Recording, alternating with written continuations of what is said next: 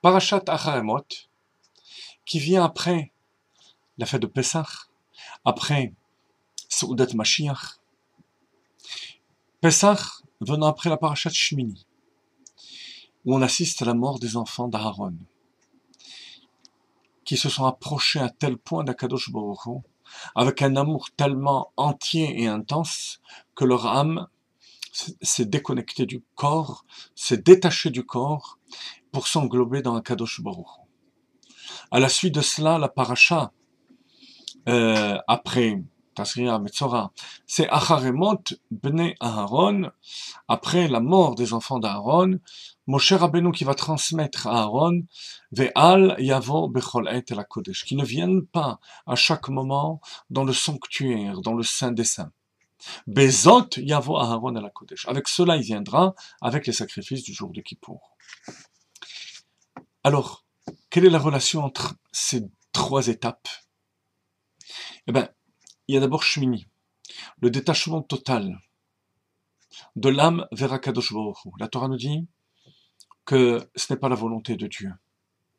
La volonté d'Akadosh Baruch Hu, c'est, comme ce qu'on va voir dans notre paracha Acharemot, c'est Bezot Yavo Aaron El Kodesh. C'est de faire une demeure à Dieu ici-bas. Donc, à des moments précis, dans un endroit précis. Et donc, même lorsqu'il s'agit d'Aaron à Cohen, avec tout son amour intense d'Akadosh Baruch Hu, il ne faut pas que ça arrive à un point de non-retour. Or, Seudat Mashiach et Acharon Shel Pessah et Pessah n'est pas encore assez puissant pour retenir l'âme ici-bas. Il va falloir arriver à notre Shabbat, Acharemot, pour cristalliser cette idée. Comme les commentateurs disent, notamment le Ravad, en se basant sur les paroles de nos maîtres, que cet ordre se rapporte à Aaron. Moshe Rabbeinu, qui lui est la Torah personnifiée, il avait le droit de rentrer lorsqu'il voulait dans le Saint des Saints. Il n'y a pas ce risque que l'âme va se détacher du corps, parce que Moshe est entièrement Torah. La Torah, c'est le Shalom, c'est la fusion de la montée vers Akadosh Baruch Hu et la réalisation de son but ici-bas. Donc il peut venir à chaque moment. Par contre, pour Aaron, Bezot Yavo El Aaron, pour lui, il fallait prendre ses précautions de ne venir qu'à des moments précis. Mais on pourrait se poser la question, comment faire cette chose-là? Réunir un amour absolu de Dieu et en même temps,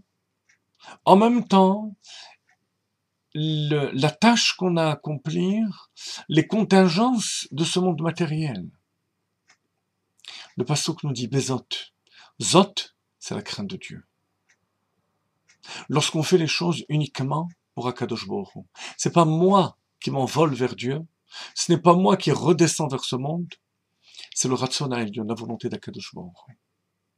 Comme on le voit à travers une attitude très belle qui est rapportée dans le Shulchan Aruch, au moment où on lit le Shema. Shema Yisrael Hashem Elokeinu Hashem Echad, qu'on prend conscience de l'unité absolue de Dieu. Ve'ahavta et Hashem Elokecha bechol levavecha uvchol nafshecha uvchol meodecha, et qu'il y a un mesirut nefesh total vers Akadosh Baruch Hu. Bechol meodecha. Meod, c'est l'infini. Donc de manière infinie, au même moment, on touche les tefilines du bras et ceux de la tête.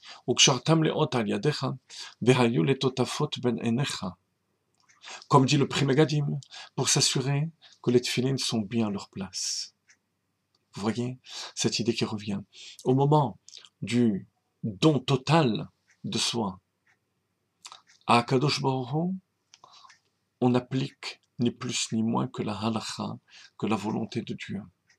Les tefilines du bras et ceux de la tête. On pourrait s'imaginer à un moment pareil, est-ce que la place des tefilines est importante? La place, c'est l'espace, c'est le temps et l'espace, ce sont les critères du monde matériel. Est-ce que le monde matériel est important à ce niveau-là? Bien entendu que si, parce que c'est la volonté de Dieu. Voilà comment réunir en même temps l'amour absolu vers d'Akadosh Baruch Hu, et notre vocation qui est de sanctifier et transformer le monde matériel, d'amener la Shrina ici-bas. Bezot Yavo Aaron. Annulation totale à Dieu.